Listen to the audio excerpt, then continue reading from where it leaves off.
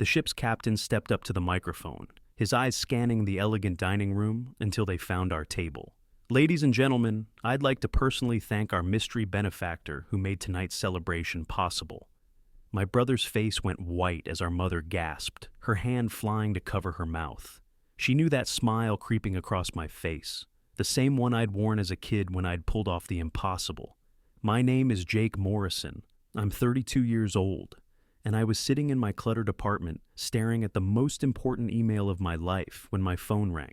The sender was my lawyer, congratulating me on closing a $50 million acquisition deal for my startup. 5 years of 18-hour days, ramen dinners, and people calling me crazy had finally paid off. I should have been celebrating, but instead I was picking pizza boxes off my coffee table and wondering if I should finally buy a decent couch. The caller ID showed my brother David's name. Perfect timing, I thought. Maybe the universe wanted me to share this moment with family. Jake, hey. David's voice had that particular tone he used when he wanted something, but didn't want to ask directly. How are things going with your little computer thing? My little computer thing. The same little computer thing that just made me richer than our entire extended family combined. It's going well, I said, glancing at the email that would change everything. What's up? Listen, Mom's 70th birthday is coming up. We've planned this amazing cruise for her. 7 days through the Caribbean, really nice ship. She's so excited about it. I waited for the invitation. It didn't come. The thing is, David continued, and I could practically hear him choosing his words carefully. This is going to be pretty upscale. Mom's invited some of her friends from the country club, and you know how these things are. Image matters. Image matters, translation. You don't fit. I'm not sure this kind of event would be your scene anyway, he pressed on. You know how you are with formal situations. Remember Cousin Lisa's wedding? And honestly, with your current situation, the cost alone would probably be tough to handle. My current situation. I looked around my apartment, seeing it through his eyes. The secondhand furniture, the stack of unpaid bills from 3 months ago that I'd forgotten to throw away.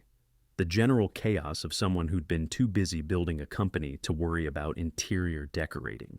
Plus, Sandra's been planning all these activities for Mom, and we've got this whole itinerary worked out. It's really more of a family thing, you know? The immediate family. Sandra was David's wife, who once told me at Thanksgiving that entrepreneurs were just people too lazy to get real jobs. The irony wasn't lost on me. Maybe you could send Mom a nice card instead. She'd love that. You know how much she appreciates your artistic touches. Artistic. Touches. He meant the homemade birthday cards I'd been making since I was 12, and too broke to buy real ones. Even after I started making decent money from freelance work, Mom said she preferred my handmade cards. David apparently saw this as proof of my permanent financial struggles. I understand, I said calmly. The email glowed on my laptop screen, but David couldn't see it. He couldn't see the number with 7 zeros, or the congratulations from investors who'd called my vision brilliant.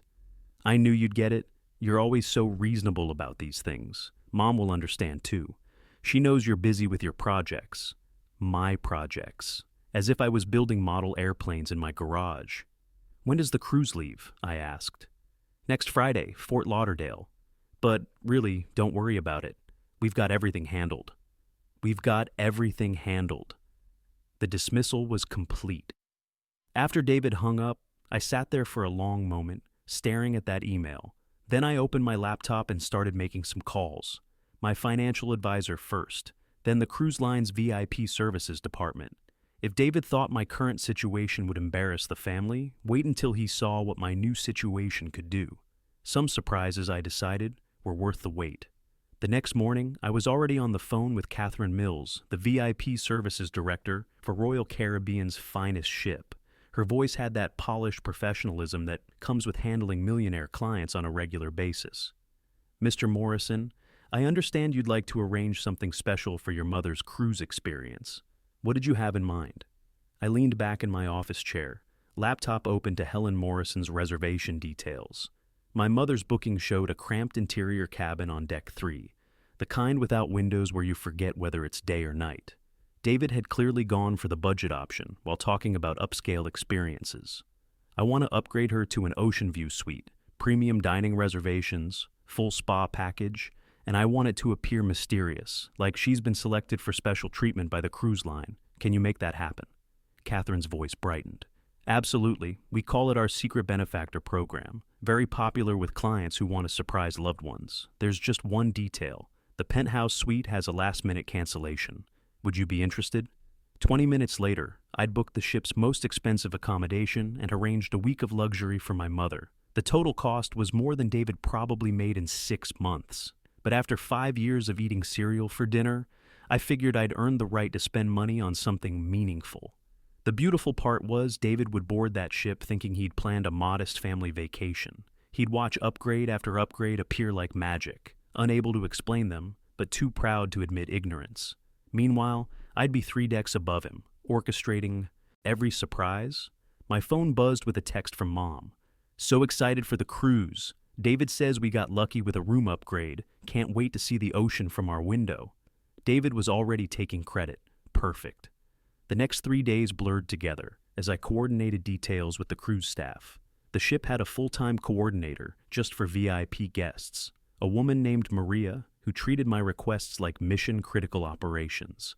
"Your mother will receive champagne upon boarding, with a note saying she's been selected for premium guest status," Maria explained during our final planning call. "The spa treatments are scheduled throughout the week, each one appearing as a complimentary service. The captain's dinner invitation will arrive on day 4. And nobody knows I'm the source? Completely anonymous until you choose to reveal yourself. We've done this hundreds of times. Family surprises are our specialty." Friday arrived faster than I expected. While David and Sandra were probably packing their cruise-appropriate outfits, I was throwing clothes into a suitcase and trying to remember the last time I'd taken a real vacation. 5 years of startup life had left me with exactly 3 decent shirts and a vague memory of what relaxation felt like. The Fort Lauderdale port was chaos. Thousands of passengers dragging suitcases through terminals, kids screaming about forgotten toys, elderly couples arguing over boarding documents. I watched from the VIP check-in area as regular passengers stood in lines that snaked around the building. Money, I realized, really did buy convenience. My phone buzzed with updates from Maria. "Your family has boarded. Your mother seems delighted with her room upgrade. The champagne has been delivered."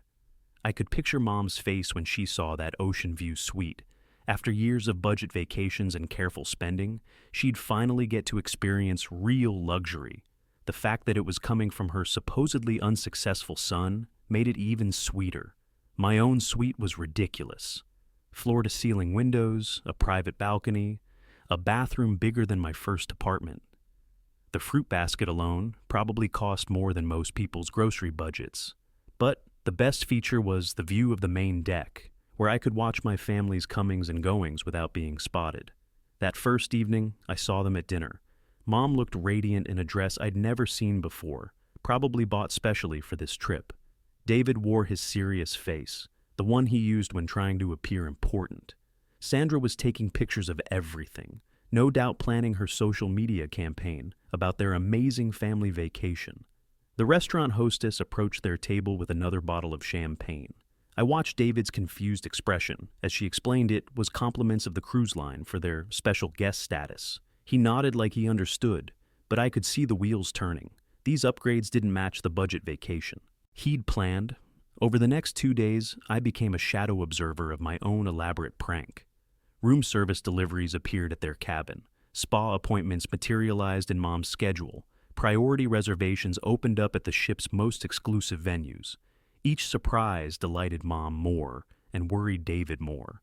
The turning point came on day 3.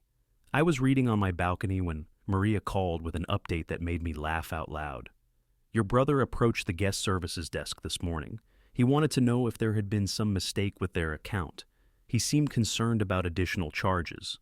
David was panicking about the cost of all these mysterious upgrades. He couldn't enjoy his mother's happiness because he was too busy worrying about how to pay for luxuries he hadn't ordered. Meanwhile, Mom was having the time of her life, probably wondering why David had been so modest about the trip he'd planned. "There's something else," Maria continued. "He asked if he could speak to whoever arranged their VIP status. He wants to thank them personally." The irony was delicious. David wanted to thank the mystery benefactor who was making his mother so happy. If he only knew he was trying to thank the brother he deemed too embarrassing to invite. That evening, I watched them at the poolside bar. Mom was glowing, talking animatedly with other passengers about her wonderful son who'd arranged such a beautiful vacation. David sat quietly, checking his phone repeatedly, probably calculating costs and wondering how his modest cruise budget had transformed into a luxury experience. Sandra posted another Instagram story about their incredible luck and amazing family bonding time. The hashtags included "blessed and living my best life." She had no idea the best life she was living was courtesy of the family member they had left behind. The final piece of my plan was scheduled for day 4. The captain's dinner invitation would arrive that afternoon, along with a personal note about honoring distinguished guests. Mom would be invited to the VIP table as the guest of honor, chosen by her mysterious benefactor for special recognition. I'd already confirmed my own attendance at that dinner. After 4 days of watching from the shadows, it was time to step into the light and show David exactly what my little computer thing had accomplished. The invitation arrived at exactly 3:15 that afternoon. I watched from my balcony as a crew member in crisp whites knocked on their cabin door, presenting Mom with an elegant envelope sealed with the ship's gold emblem. Through my binoculars, I could see her hands trembling slightly as she read the contents. "What is it?" David's voice carried across the deck as he peered over her shoulder. "I've been selected for the captain's dinner," Mom said, her voice filled with wonder. "As a distinguished guest, they want to honor me at the VIP table." Even from 3 decks up, I could see David's face cycling through confusion, pride, and growing concern. This was beyond mysterious upgrades and complimentary champagne. This was the ship's most exclusive event, reserved for celebrities and millionaires. How had his budget cruise passenger mother qualified for such recognition? That evening, I dressed carefully in my one decent suit, a navy blue number I'd bought for investor meetings, but rarely had occasion to wear. My hands were steadier than I'd expected as I adjusted my tie. 5 years of preparation had led to this moment, though I'd never imagined it would happen on a cruise ship in front of 300 strangers. The captain's dining room glittered with crystal and silver. I'd requested a table near the back, close enough to see my family's reactions, but far enough away to maintain the mystery until the right moment. Mom looked absolutely radiant in an emerald green dress I'd never seen before, probably another purchase for this special trip. David wore his perpetual worried expression, scanning the room like he was trying to solve a puzzle with missing pieces. The other VIP guests were exactly what you'd expect from a luxury cruise: successful business owners, retired executives, a minor celebrity whose name I recognized from old TV shows. Mom looked slightly overwhelmed but delighted to be included in such distinguished company. Captain Rodriguez was a silver-haired man whose presence commanded attention without effort. He moved through the room, greeting guests personally, spending extra time at Mom's table. I watched her face light up as he praised her son's generosity and success, though she clearly had no idea which son he meant. "Ladies and gentlemen," the captain began his speech, tapping his champagne glass with a silver knife. The room fell silent. "Tonight, we celebrate not just fine food and friendship, but the generosity that makes moments like these possible." David shifted uncomfortably in his chair. Sandra had stopped taking pictures, finally sensing that something was happening beyond their understanding. "Our mystery benefactor exemplifies the entrepreneurial spirit that built this great nation," Captain Rodriguez continued. "His recent business success, a $50 million achievement that represents years of dedication and vision, has enabled him to honor someone very special." The number hit David like cold water. $50 million. His eyes darted around the room, searching for clues, but his gaze passed right over me. In his mind, his unsuccessful brother couldn't possibly be connected to such wealth. This gentleman chose to remain anonymous while arranging a week of luxury for his beloved mother, ensuring her 70th birthday would be truly unforgettable. His only request was that we recognize her as the remarkable woman who raised him to dream big and never give up.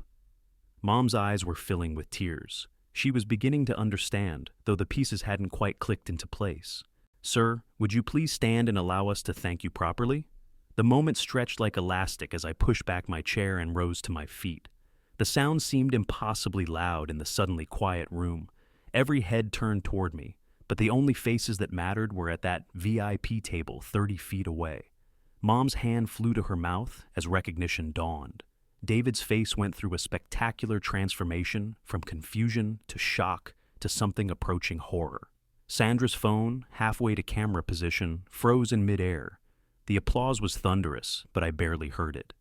I was watching my mother's face as understanding bloomed there, followed by pride, joy, and just a hint of sadness that probably matched my own. The dining room erupted in applause, but all I could hear was the blood rushing in my ears. I remained standing as 300 strangers celebrated my success, while the 3 people who mattered most sat frozen in shock. Captain Rodriguez gestured for me to approach the microphone. My legs felt unsteady as I walked through the maze of tables, past curious faces and raised champagne glasses. When I reached the front, the captain shook my hand with genuine warmth. "Ladies and gentlemen, Jake Morrison," he announced, stepping aside. I looked out at the crowd, then found my family's table. Mom was crying now, her napkin pressed to her eyes. David sat rigid, his face cycling through emotions I couldn't quite read. Sandra had finally lowered her phone. "Thank you, Captain Rodriguez, and thank you all for making my mother feel so special this week." My voice surprised me with its steadiness. 5 days ago, I received some incredible news about my company, but when I called to share it with my family, I was told I wouldn't be welcome here tonight. A murmur rippled through the room. This wasn't the typical feel-good speech they'd expected. My brother thought my presence would embarrass our mother in front of her friends. He suggested I send a card instead. I found David's eyes across the room. So I decided to send something better. The laughter that followed wasn't cruel, but it wasn't entirely sympathetic either. Wealthy people understood the sting of being underestimated. "Mom, everything you've experienced this week, every upgrade and surprise, came from your supposedly unsuccessful son, the same son who was too much of a failure to deserve an invitation to celebrate your 70th birthday." She stood up then, her chair scraping against the floor. Without caring about the watching crowd, she walked straight to me and wrapped me in the kind of hug I'd been missing for years.